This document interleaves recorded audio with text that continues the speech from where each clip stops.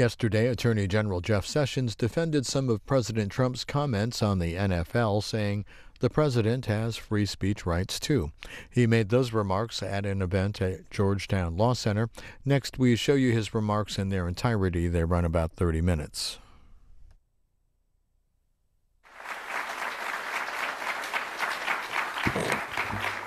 Thank you very much, Professor Barnett, and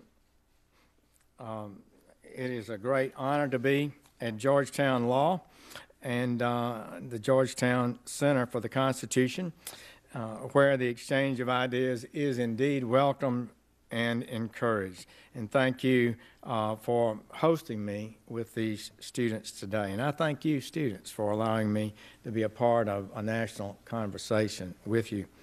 As you embark on another school year, you and hundreds of your peers across the campus, we hope, will continue the intellectual journey that is higher education. I love my education experience so much, and I suspect you do too. You will discover new areas of knowledge. You will engage in debates, great and small, and many of the views you have will be challenged, and some of your views may even change. You will, if your institutions follow our nation's historic and cultural education traditions, pursue truth while growing in mind and spirit. In short, we hope that you will take part in the right of every American, free, robust, sometimes contentious exchanges of ideas. As you exercise these rights, realize how precious, how rare, and how fragile they are.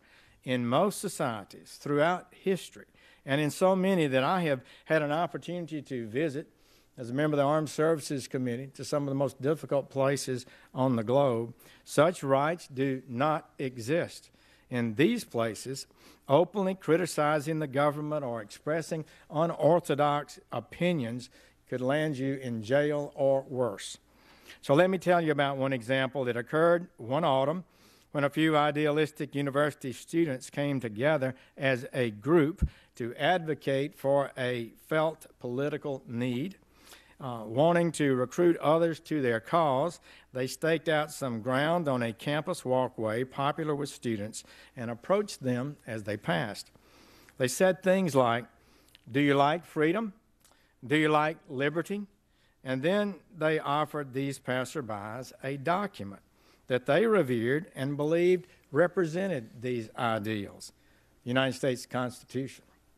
These young proselytizers for liberty did not block the walkway, did not disrupt surrounding activities, did not use intimidation or violence to further their cause. Nevertheless, a government official labeled this behavior as provocative and in violation of government policy. And when the young people bravely refused to stop, citing their right to free speech, the local official had them arrested, handcuffed, and jailed.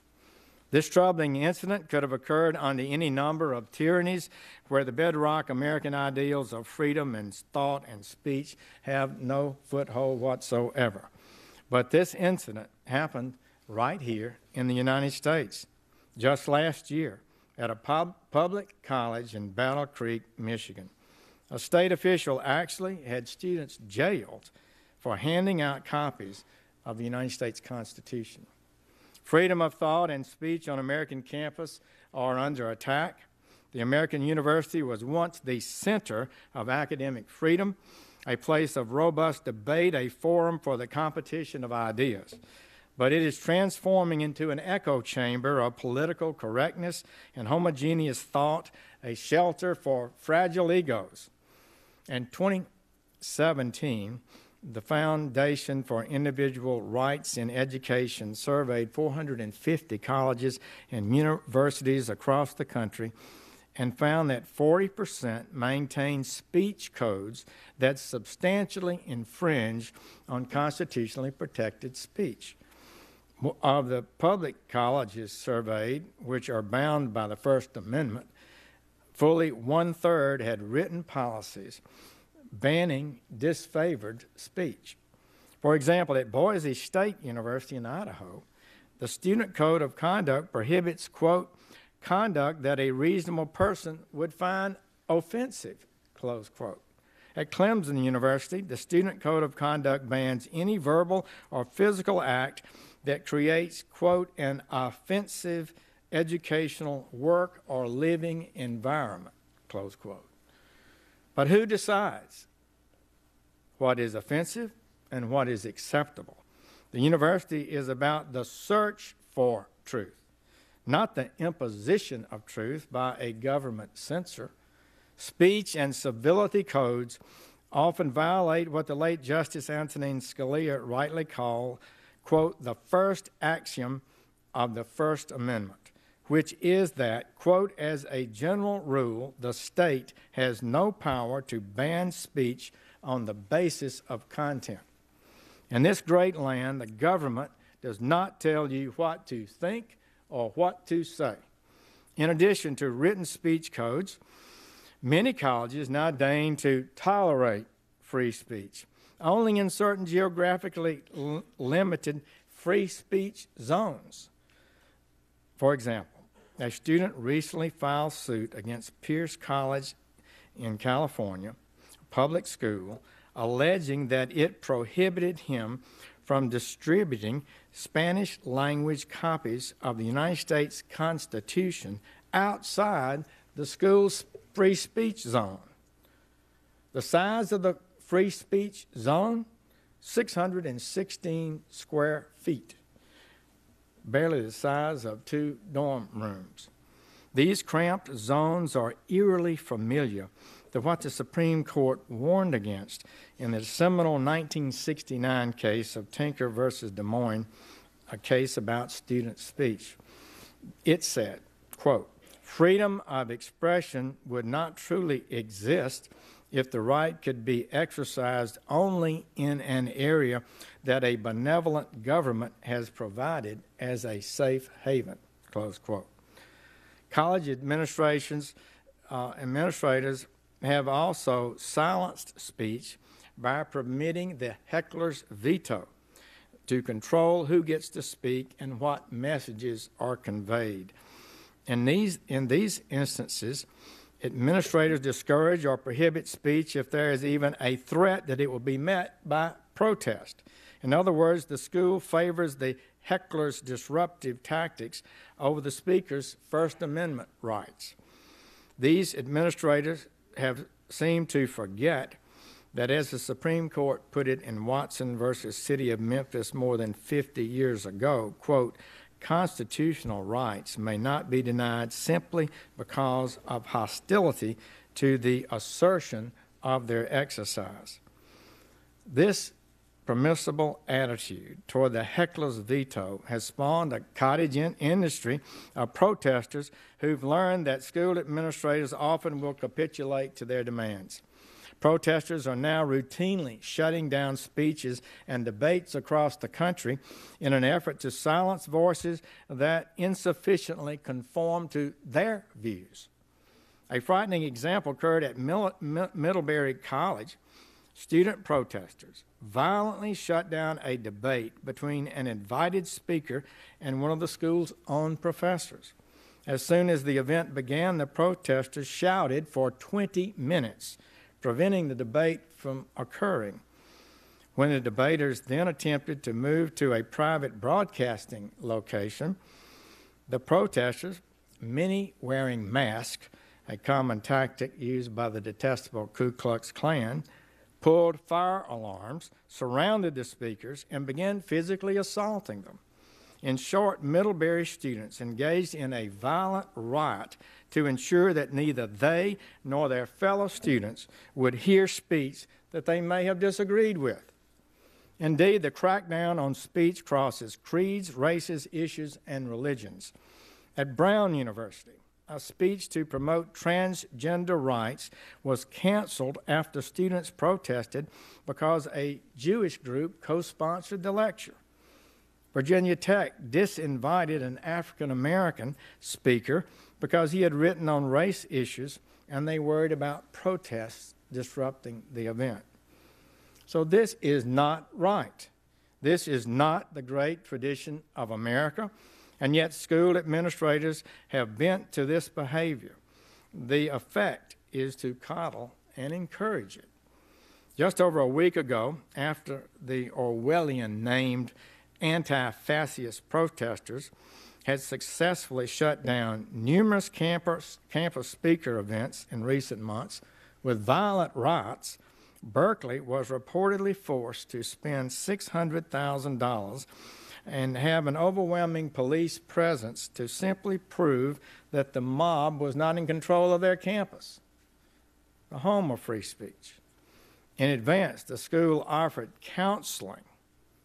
In advance of this speech, they offered counseling to any students or faculty whose sense of safety or belonging was threatened by a speech from Ben Shapiro, a 33-year-old Harvard-trained lawyer who has frequently been targeted by anti-Semites for his Jewish faith and who vigorously condemns hate speech from the left or the right. Well, in the end, Mr. Shapiro spoke to a packed house, and to my knowledge, no one fainted, no one was unsafe, no one needed counseling, I hope.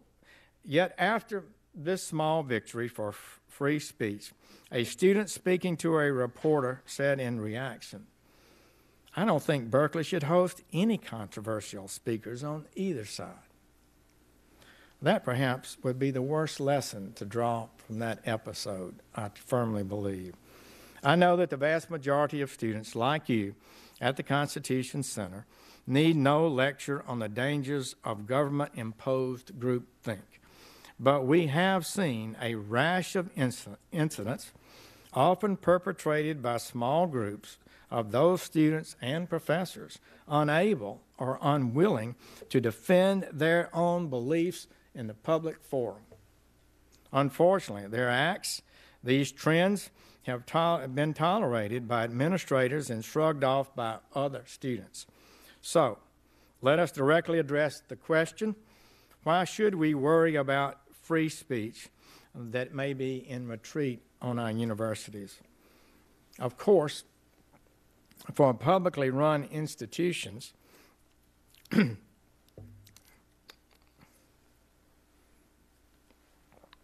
easy answer is that upholding free speech rights is not an option, but an unshakable requirement of the First Amendment.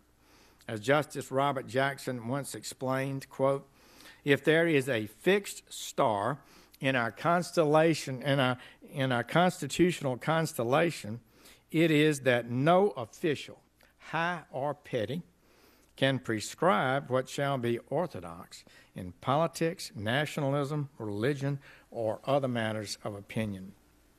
But even setting aside the law, the more fundamental issue is that the university is supposed to be a place where we train virtuous citizens. It's where the next generation of Americans are equipped to contribute to and live in a diverse and free society filled with many, often contrary voices. Our legal heritage, upon which the founders crafted the Bill of Rights, taught that reason and knowledge produce the closest approximation of truth. And from truth may, hopefully often, arises justice. But reason requires discourse and frequently argument.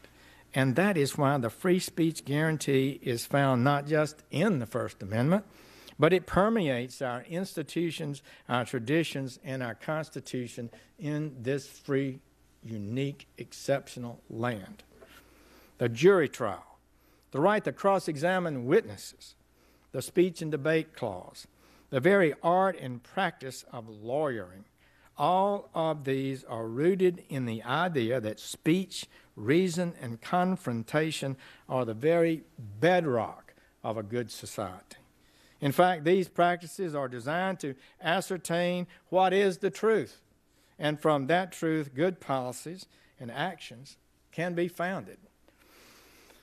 Federalist against the anti-federalist, Abraham Lincoln against Stephen Douglas, Dr. Martin Luther King against George Wallace.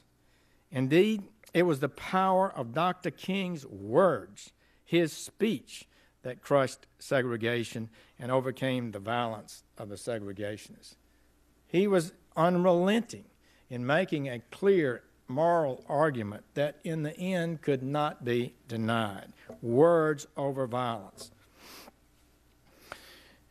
At so many times in our history, as a people, it was indeed speech, and still more speech, that led Americans to a more just and perfect union.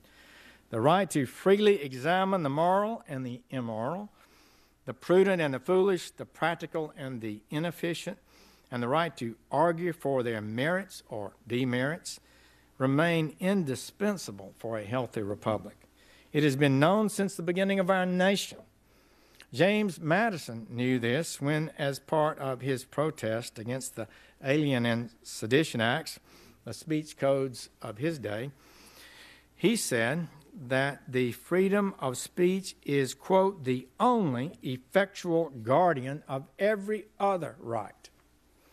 And in a quote that I'm reminded of daily in this job, Thomas Jefferson knew this when he said in words now chiseled in his monument, quote, I swear upon the altar of God eternal hostility against any form of tyranny over the mind of man. No little matter there. So soon you will be, perhaps, a professor, university president, the Attorney General of the United States, maybe President of the United States. And you will have your own pressing issues to grapple with, but I promise you that no issue will be better decided with less debate, with indifference from the audience, and with voices not listened to and unheard. There are those who will say that certain speech isn't deserving of protection. They will say that some speech is hurtful, even hateful. They will point to the very speech and beliefs that we abhor as Americans.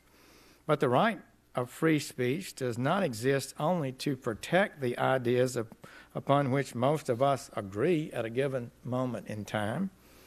As Justice Brandeis eloquently stated in 1927 in concurrence in Whitney versus California, quote, if there be time to expose through discussion the falsehood and fallacies, to avert the evil by the process of education, the remedy to be applied is more speech, not enforced silence. And let me be clear. Protecting free speech does not mean condoning violence like we saw recently in Charlottesville.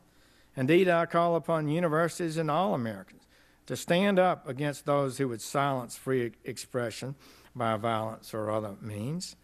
But a mature society can tell the difference between violence and unpopular speech, and a truly free society stands up, speaks up for cherished rights precisely when it's most difficult to do so. As Justice Holmes once wrote, quote, if there is any principle of the Constitution that more imperatively calls for the attachment than any other, it is the principle of free thought. Not free thought for those who agree with us, but freedom for the thought that we hate. For the thought that we hate. And we must do so on our campuses. University officials and faculty must defend free expression boldly and unequivocally. That means presidents, regents, trustees, alumni as well. A national recommitment to free speech on campus is long overdue, and action to ensure First Amendment rights are overdue. Starting today, the Department of Justice will do its part in this work. We will enforce federal law, defend free speech, and protect students' free expression from whatever end of the spectrum it may come. To that end, we're filing a statement of interest in a campus free speech case this week, and we will be filing more, I'm sure, in the weeks to come. This month, we marked the 230th anniversary of our Constitution. What a remarkable document indeed.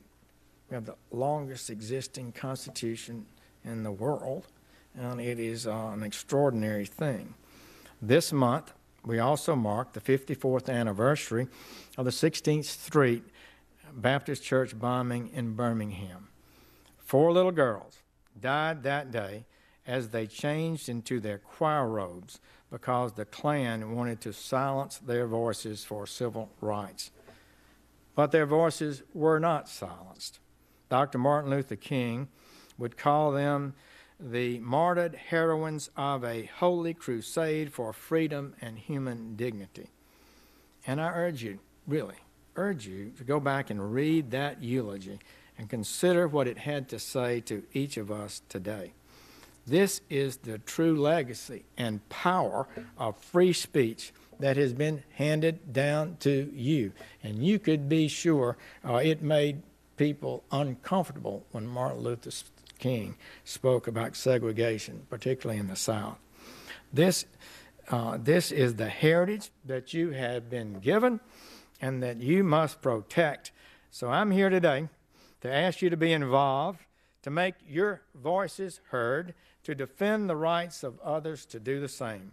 For the last 241 years, we have staked a country on the principle that robust and even contentious debate is how we discover truth and resolve the nation's most intractable problems. Your generation will decide if this experiment in freedom will continue. Nothing less than the future of the Republic depends on it. Thank you all. It's great to be with you. Roll Tide. Thank you.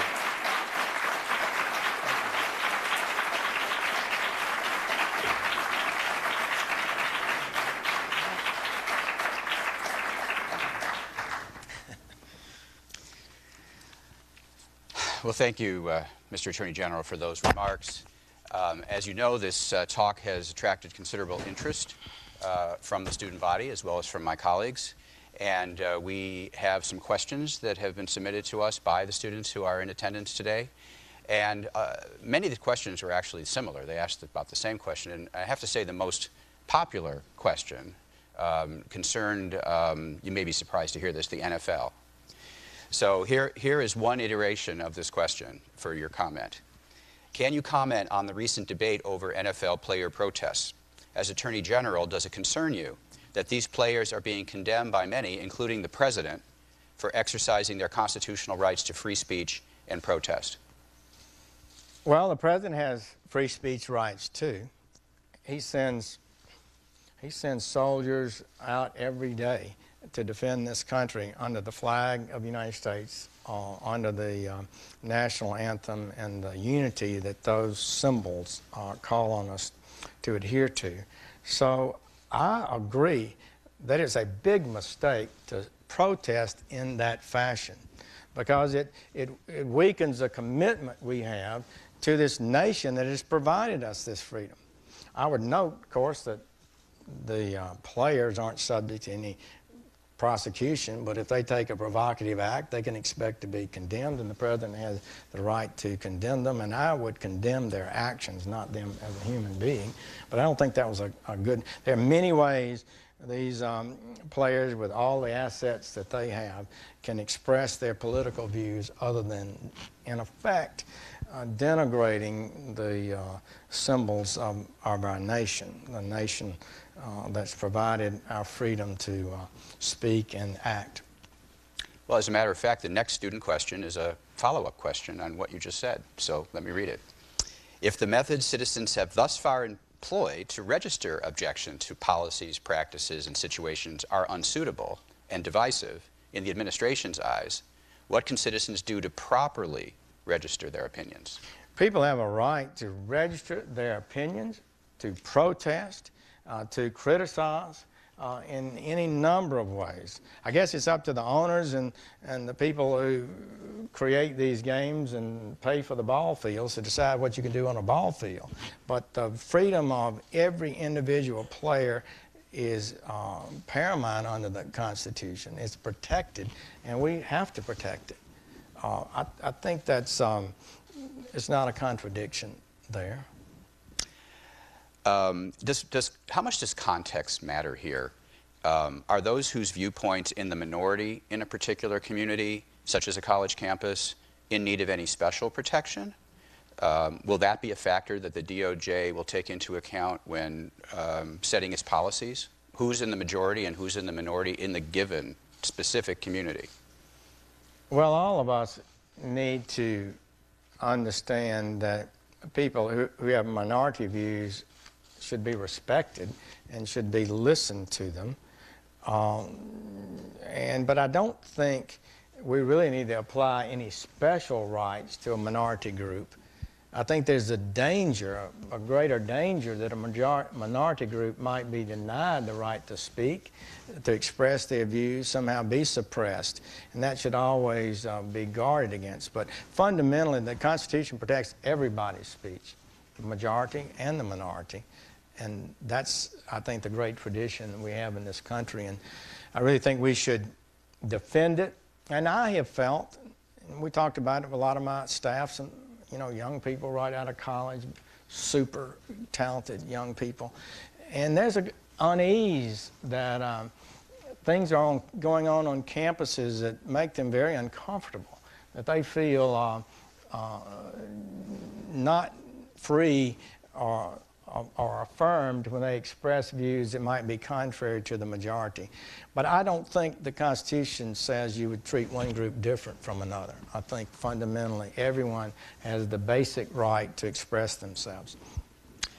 We got a speech-related question from students, and that is, it says this: as an advocate of free speech, how do you feel about the use of Senate Rule 19 to limit speech on the Senate floor during confirmation hearings, as was done to Senator Warren when she was criticizing your nomination to be Attorney General? Well, she certainly had a right to criticize my nomination, and I think she really had the right to read the letter that she was blocked, or at least temporarily blocked from reading.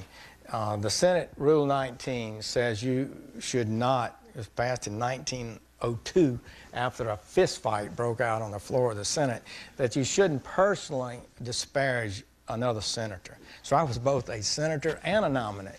So it was a little bit, so I wasn't on the floor and I didn't even think about it. I would just say that I think in general the Senate is one of the most open debating forums in the history of the world. Robert Byrd said there were two great senates, and one of them is the U.S. Senate. And people feel that, and we should be very cautious before we constrict any member of the Senate from speaking on issues and in a way they choose. Now, you grew up in Alabama, and you were a college student. So did you have any experience as expressing minority opinions in your college? What college was this again? I introduced you. Huntington College. A great place. And did you have any experience being the minority viewpoint in your college campus? Well, yeah. Huntington's a little Methodist liberal arts college. There were no Republicans about then. Somehow somebody, an English teacher, had prevailed upon me to start reading the National Review, and I'd become somewhat conservative in my thinking. But the establishment was a Wallace machine. It dominated Alabama. So we started our little effort on the first time they'd ever had a Republican club on Huntington College's campus, and my wife was a member too. And so we battled, we campaigned, lost almost every time we campaigned, but and even in law school, there wasn't not many Republicans in the law school bunch, you can be sure, but the time changed. It's amazing. Now virtually every statewide elected official in Alabama is Republican. But so I have a sense, I have a feel for what it's like to stick in there for what you believe and not kowtow to somebody who's got a different view, a majority view, and they don't want to hear your view. People have a right to not have their mind dominated by, certainly by the government, and nobody else really. You're required, all of us are, to use our best judgment and to seek truth and try to do the right thing. And full debate normally clears the air, helps you make better decisions. That certainly was the idea of the founders. And I believe it's still valid today. Could you tell us a little more about this initiative that the DOJ is taking that you mentioned in your speech? You're filing a statement of interest in a case. What's this case? Well, it's a case about a Christian group that was attempting to express themselves in a way that any group promoting any agenda, political or religious, we believe should have been allowed to do, and were improperly, we think, constricted in that right. The Constitution provides, free speech, the right to assembly, the right to petition.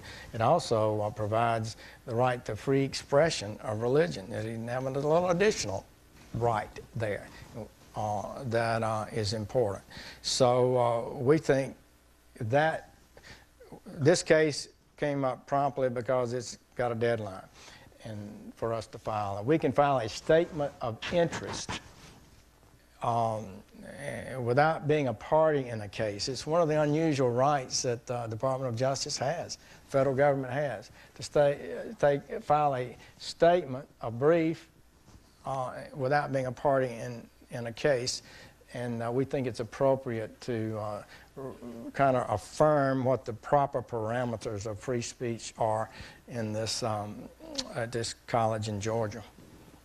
Well, we know you have to be at another engagement, and we're going to have to let you go.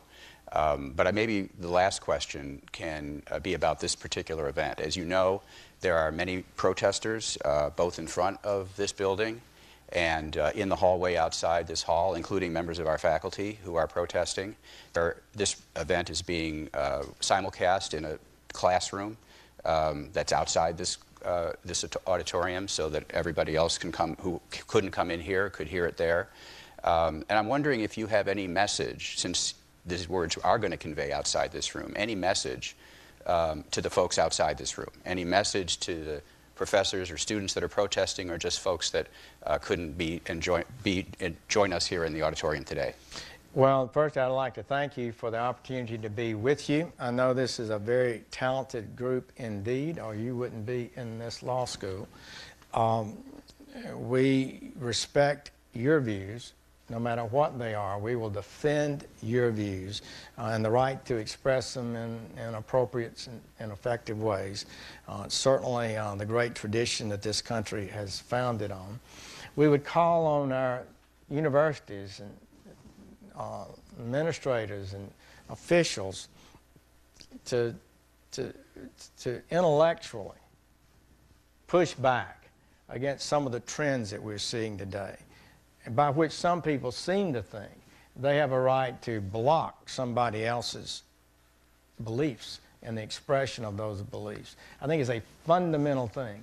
And I think if we teach that, if we teach the very fundamental necessity of that, then fewer people will feel that they can have legitimacy by blocking someone else's speech, particularly on a college campus. My heavens sakes, college campuses where it should be the most. You're forming your ideas, you're thinking things through.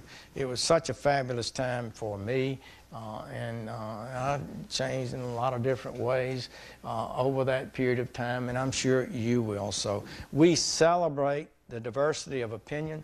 We celebrate your freedom to ask questions, to push back, and to challenge what may be orthodoxy in many different areas. That's part of America's heritage. And I got to tell you, the American heritage of law and public policy and the way we approach it is very unique. And I've traveled the globe. I've been in Afghanistan. We helped them write a constitution. But Professor Barnett, they had no heritage of it.